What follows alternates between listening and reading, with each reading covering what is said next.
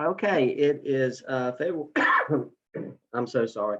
It is February the 3rd, 2022, and this is MELS 602 clinical coach session. We have a few more people coming online, so certainly we'll give them a chance. Tonight, we are scheduled to talk about task 3 and 4 of the APTL, and then anything else that you want to talk about. I will actually go ahead and open it up first for any questions. I've been getting your Aptals ones in. Those have been coming in, and good job on all that. You guys are still doing great work, and the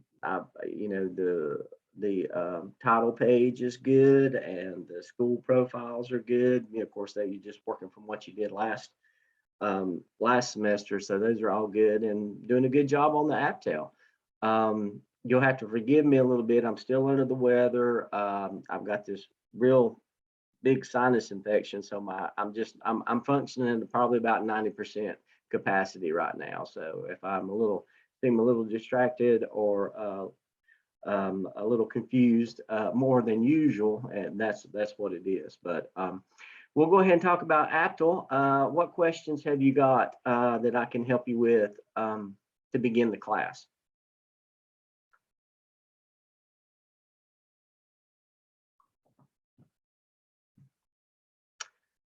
All right, so everybody's in good shape on 1 and 2 of the Aptal. Next time we meet, we'll dig into TaskStream a little bit, but while we're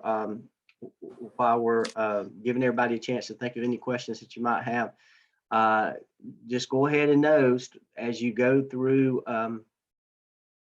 Oh, Russell, thanks. I see your hand raised. We'll get to you just a second. But as you go through the Aptal and you start collecting those artifacts, the checklist is an artifact. The presentation that we're going to talk about today is an artifact. Any meeting to prepare for the presentation that you're going to talk about today is an artifact, whether it's an agenda, whether it's minutes, whether it's a video of you doing the meeting, the action plan that you're going to create for Aptal 3 is an artifact.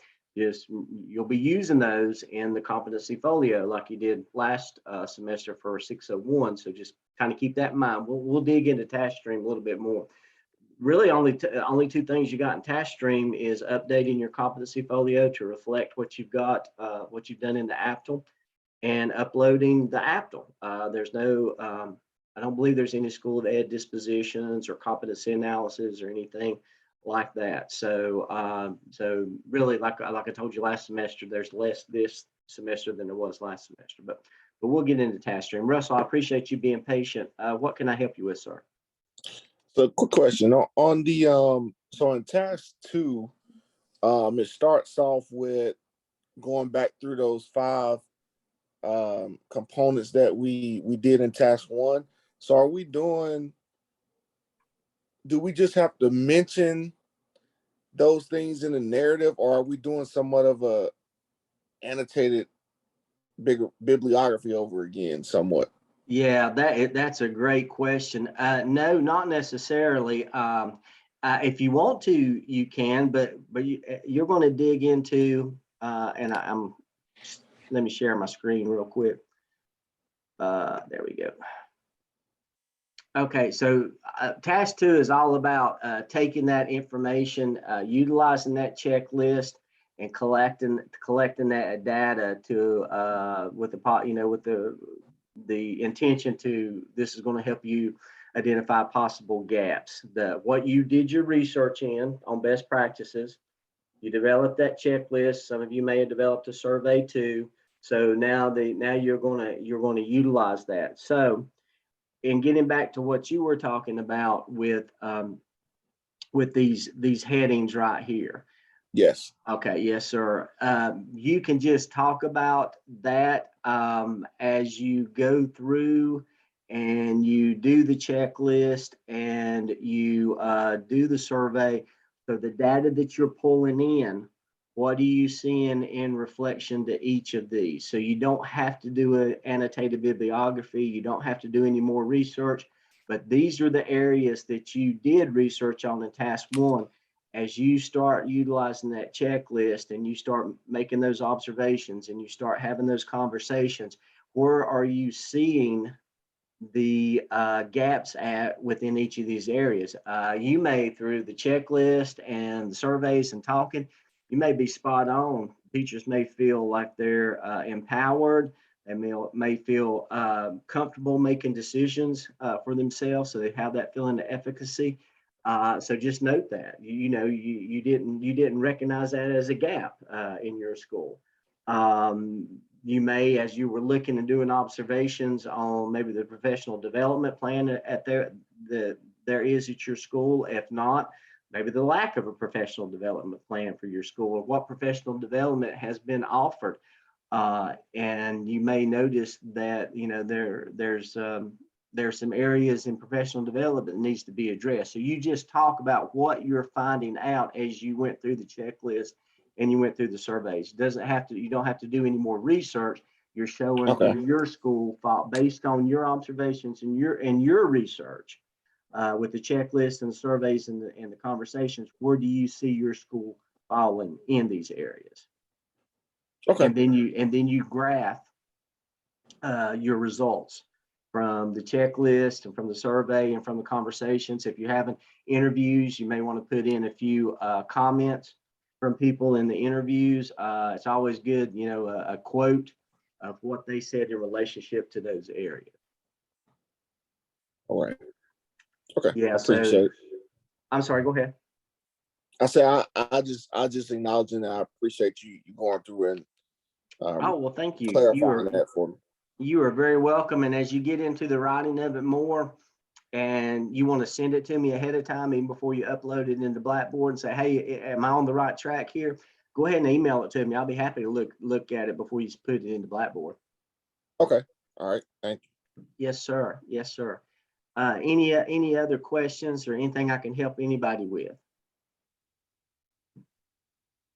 We had a few more people join us. I heard them chime in as I was talking. So I did click record before we had any question answer going on. So if you came in a little bit late, either this evening or definitely tomorrow, you can go back and look in the video library in the Blackboard shell and pull it up and watch the first few minutes that you may have missed by coming in. So, all right. Any other questions about APTA 1 and 2 that I can help you with? And Russell, I appreciate that question that you asked, because that's a good segue into task 3. So let's talk about task 3 of the APTA. So you did your research, you developed your checklist, you may have developed a survey. Of course, it's optional. I do recommend that you talk to people about some of these things and get a true feeling of where your school lies in teacher empowerment and efficacy. So you got all that, you pulled your data in, you identified some gaps based on what you pulled in, and you reflected in task 2, you reflected what you found out visually by graphing your results. So task 3 is all about developing the action plan.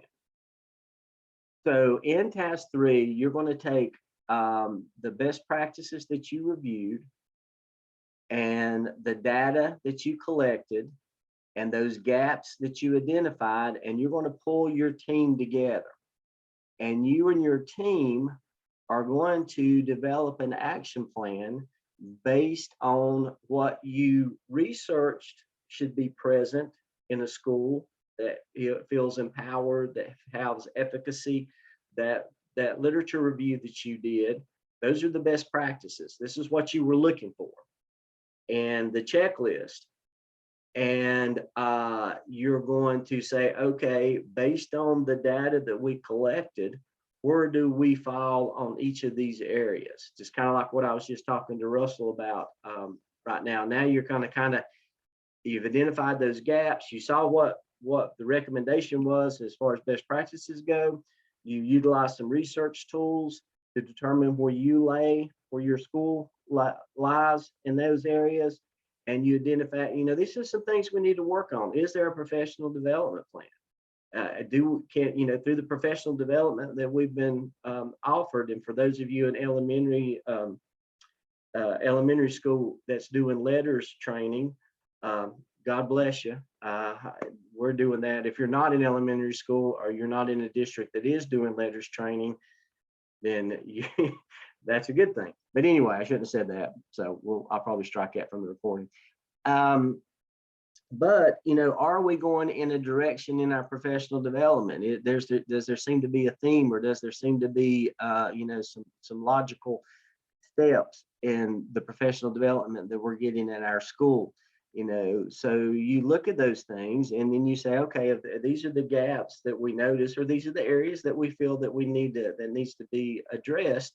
So we're going to write an action plan to address these areas, just like you did in the APSL, writing an action plan to address some of the gaps that you identified in student learning. You're writing an action plan to address the gaps that you identified in teacher empowerment. Then you take that action plan, you take your best practices that you cited, you take the checklist the research tools, checklist, the surveys, the interview questions that you did, and the action plan that you and your team created, and you develop a presentation to leadership. So present it. When I say leadership, could it be the principal? Yes. Could it be the principal and the assistant principals? Yes. Could it be the school improvement team or the leadership team at the school? Yeah. And it would be good if it was the leadership team. If you could get in front of everybody and do that presentation, and you're going to present what you did in APTL Task 1 and APTL Task 2 and the growth plan. And that is APTL Task 3. Now we'll get into the weeds of it here in just a moment, but that's basically what you're doing. You're taking the information that you created in 1 and collected in 2, and then you're developing a growth plan with the team that you're facilitating and leading, and you make a presentation to leadership about everything that you've done involved with the APTL. So let's any questions at this point?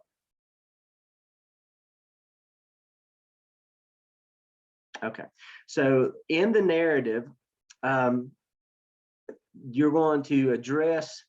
You're going to in the narrative, you're going to talk about pulling your team together. You're going to talk about the gaps that you identified. You're going to talk about in each of the areas that you recognize gaps and how you felt, and you're going to talk about forming that growth plan, and then you're going to show the growth plan.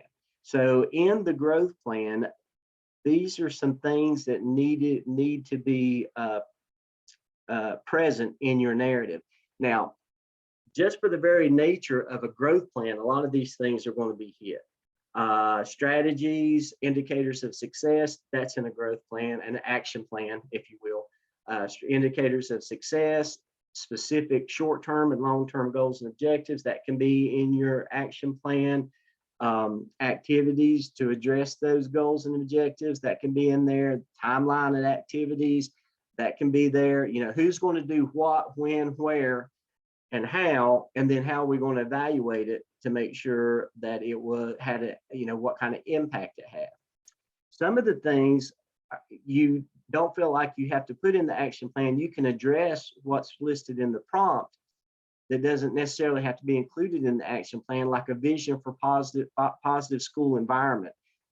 That can be in the narrative. So don't feel like you got to build all of these into the action plan. You can use the action plan template actually that you use for the APSL, for the APTL, and every one of these little check boxes that you don't hit just from the action plan, then you can write and talk about them in the narrative. So I just wanted you to feel like that you don't have to devise an action plan that has a column for each of these headings. The ones that is natural to an action plan, certainly put those in there, but what's not natural, you can talk about it in the narrative as well. And that is task 3 as far as the description and the prompts for task 3 for the APTL. So I'm gonna scroll on down to the rubric, and you just need to make sure that you talk about pulling your team together. Can it be the same PLC team that you use for the APSL? Yes, absolutely. You don't necessarily have to do the strengths and weaknesses of the team. You just pull that team together, and then you talk about you leading the team to develop a presentation of teacher empowerment and leadership professional growth plan to the leadership team, what I've already talked about. And that's basically taking your information 1 and 2, and you want to, in your presentation, to make sure that you present to the leadership team in your presentation the visual checklist that you used, in the gap analysis that you did, and the best practices needs assessment that you did, and the growth plan. That has to be contained within the presentation that you present to leadership. Now over here, the plan should include these headings right here. You know, the opportunities for teacher and staff to assume leadership. That's you're gonna pull that out of your action plan and talk about it. Strategies for building efficacy. You're gonna pull that out of your action plan and talk about it. Structures for implementation, pull that out of your action plan. Now, some candidates, they'll present the action plan first, and then they'll do these headings afterwards and pull all that information out. And then some candidates talk about each of these headings, and then they'll show the action plan at the end. It really doesn't matter to me what you choose to do. Just make sure that you do use multiple, you know, where it says multiple uses of digital tools and technology, don't worry so much about that. Every opportunity that you have to highlight a digital tool, maybe as best practice or technology in the presentation of your plan, do that. If I don't want you to get hung up on that. If I feel like you're lacking in that, I'll let you know when I review task 3 and say, okay, and I'll give you some suggestions. I think just from the very nature of what we've been doing and what's developing in schools nowadays anyway, that's pretty much taken care of. So if you have an opportunity to include any technology within the action plan, then do that. But don't get so hung up on that. So I want to go over, I want to share one more piece of document with you, and that is the helpful hints that comes out of Blackboard, my Blackboard shell, and I think it's in Dr. Sanders' Blackboard shell as well. We looked at it last time. But for task 3, this is the helpful hints document. The APTL template that's shown in the Blackboard shell, I really don't like that. It's there for you to review, but I don't know, it seems a little disjointed. So I would ask you to maybe focus in on the rubric in your scale handbook and this helpful hints as far as formulating task 3. So, and it's basically what I've already told you, you know, the growth plan, you're going to present it to school administration, you know, try to get it in front of the leadership team if you can. If not, don't worry about it. And I'm going to give you, I'm going to give you a little bit of advice on this. As you're pulling this data in and you're seeing these gaps, if there is anything in there that you think would cause some great discomfort to your principal, I would share your results with the principal first before sharing it to the leadership team. You know, nobody wants to be surprised. Nobody wants to be blindsided in a group of other of their peers. So if there's some things there that you feel like, wow, man, I didn't expect that. Share that with your principal first. Let them know what you're seeing. They may ask you to kind of, you know, a good principal will be appreciative of that and use that to kind of facilitate a conversation with their school's leadership team and say, hey, this is what we found out. But it's always good to let your principal know what's going on and let them know what you're seeing ahead of time rather than surprise them in a meeting. Within the presentation, we already talked about this, you know, share the best practices. Before you, in that presentation, you're gonna say, this is what we identified as best practices. This is the research we did to propel our research and our investigation as to how we're at the school. So let them know up front what the best practices are that you reviewed and where you pulled that information. So it makes you look like, you know, okay, this candidate is knowledgeable. They knew exactly what they were looking for, and they built their research around credibility of best practices. Share your checklist, share your gap analysis, and share your growth plan. It says it's highly recommended to have the presentation recorded. That's a great artifact. It's really good to put into your competency folio. Sometimes it might be easier to do a Zoom with everybody and record it, but it's just a recommendation. That's not mandatory. Okay, this is those 10 areas that we talked about. You know, by the very nature of your action plan, you're going to hit these. But for those that aren't hit within the confines of the action plan, you can talk about them in the narrative. And then you want to show your action plan. That's the graphic organizer. You know, I personally don't think an action plan is a graphic organizer. I think it is a table and a visual. I was going through, what was that? Thinking Maps. And to me, if you've ever been in Thinking Maps training, graphic organizer has a little bit different definition. But anyway, that's basically it for task 3. What questions do you have? So as we're looking right here, we won't necessarily have to have these 10 subheadings. If they're addressed in the table, we're fine. If not, then you'll have a subheading for it. Yeah, Meredith, thank you. Yeah, it does say your heading is. You do not have to have a heading for every one of these listed. It will be identified and addressed in your action plan. I appreciate that clarification. The headings that I think that you should have, we would go back to the scale handbook in the rubric, and those headings that's in that proficient column. Let me do a new share. Where's my scale handbook? Okay, here we go. Now, what isn't taken care of in the action plan, you may want to do a heading and address it. But excuse me, I'm so sorry. But these are the headings that and it doesn't have to say this. It could just be, you know, opportunities for teacher and staff development. These all need to be addressed, and you can call these headings whatever you want to, but each of these areas would be your different paragraphs or different sections within your document. Going back to what you just said, these do not have to be your headings.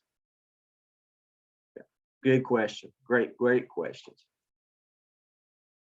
And once again, you know, everybody's paper is a little bit different, and I may even make that suggestion if I think that it will make it more clear to the evaluator, and it kind of, you know, pulls together your work. I may say, well, let's put a heading here, let's put a heading there.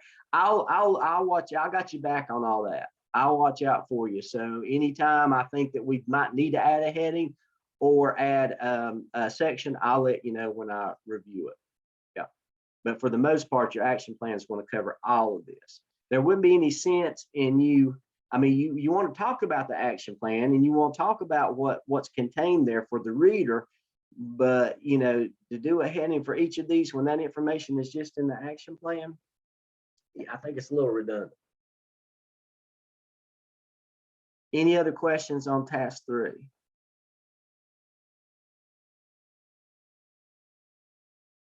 Oh, I love working with AG groups. All right, now task 4 is simply what you did for the APSL for task 5 in your reflections. Task 4 is just reflections on the 9 competencies that you didn't do in 601. Remember 601, they were 8 required, right? I believe there are 8 required and then 4 optional ones you did. So whatever your competency you haven't reflected on in 601, you reflect on it in 602. So you will have reflected on all 21 competencies. So you just have to reflect on 9 in task 4. And that's the 9 that you didn't reflect on. Now, don't get your competencies reflections in your evidence, the APTL, confused with what you have to show artifacts for in your competency folio. Those are 2 different things. They may be different competencies. So when you reflect in your task 4, you pick the 9 competencies that you did not reflect on in task 5 of the APSL. And you talk about, you pull those competencies out and you look at them and say, what have I done in working in the APTL and in my internship hours this semester that shows that I am competent in this competency? How have I changed as a leader? How has the internship hours and the APTL caused me to grow in this particular leadership competency? And then this is separate and put it aside. You don't have to put artifacts. This is all narrative. You don't have to put any artifacts here, but this is totally separate than your competency folio. In your competency folio, it will be listed for you, and we'll talk about it next time, but it'll be listed for you what competencies you have to upload artifacts for. These are 2 different things. Does that make sense? Great, great, great. All right, any questions? Dr. Bullis, sorry. Yeah. Hi. So with those competencies, if there was a different one that you did address that you feel that is a good thing to share in the task, do you think you should put it in there that it could help kind of explain a little bit of maybe like your action plan and anything? Absolutely. That's great. That's a great point, Amanda. And you know, when you go, as you go through the program, at the end of the day, this is your evidence. And if you feel like this needs to be addressed or this needs to be put in there to you know, make better, I won't say better sense, but to share with the reader more of what's going on, then absolutely. Yes, absolutely. It is your document at the end of the day. This is what you're going to take with you when you start interviewing, you know, if you choose to, for administration. So you want to, and also when you share with your principal, and if it's going to help the school and going to help the students, going to help the teachers, absolutely put it in there. Put it in there. If you feel like if it's missing without it, then go ahead and put it in there. That's a great point. Thank you, Amanda.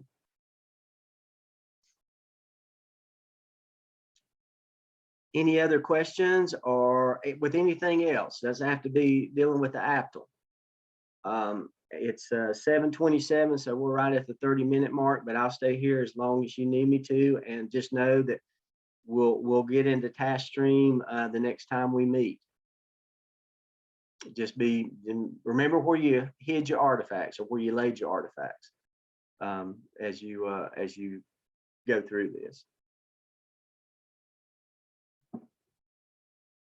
Okay, well, reach out to me via email, or if I accidentally got online with the 605 student right before your class because they needed a little bit of individual Zoom. So I was with them for about 15 minutes before you guys came on board. So I said that to say this: if you need an individual Zoom or you want me to Zoom with your peer group, whether you're watching it live right now or you're watching it via recording, just let me know and we'll schedule it up. I hope you guys have a great evening and thank you for joining me, and try and stay dry. It's a little bit sloshy out there. No joke this week. I'm sorry. I was a little bit put off by my being under the weather, so I didn't have a joke. So I'll make up for it next time. Thanks. Bye guys. Have a good evening. Thank you. Bye-bye. Thank you. Dr. Bullis, do you have just Yeah, a second? Let me ask you a question. And I hated to interrupt because it's almost silly, but I'm finding when I'm looking at some of my stuff and then I upload it like into Dropbox, like the spacing looks fine, but then when I put it in Dropbox, it's messed up. Like something will be down on another line and then I try to fix it. And I didn't know if that was typical, if I need to worry so much about that, if, you know, it was taking me like I know, man. Bless your heart. And I'm glad you asked that question. No, that's just the way, for whatever reason, whether you've got a G8 laptop or computer or a G3, whatever version of Microsoft that you may have, it's just how that computer's converting it into the Blackboard shell. If it looks good to you on your version, then don't worry about it. Don't worry about it. Okay. Yeah, Well, it's just a lot of odd, like, times I've seen that happen a No. lot. Yeah. Yeah, well, and sometimes I found that sometimes it's fine and then sometimes it's not. So I just can't any rhyme or reason. So I just didn't know, yeah, if it was something I needed to keep trying to figure out or if that was just what it is. So No, you have got way more important things to deal with than that right there. So, Okay. do not worry about it. That just, if it looks right to you within your version, then just upload it and be done with it. Okay, thank you so much. You're welcome. Have a good All evening. right. All right, thank you. Hope you feel better. Thanks. I appreciate that. Thanks. Bye-bye. Bye.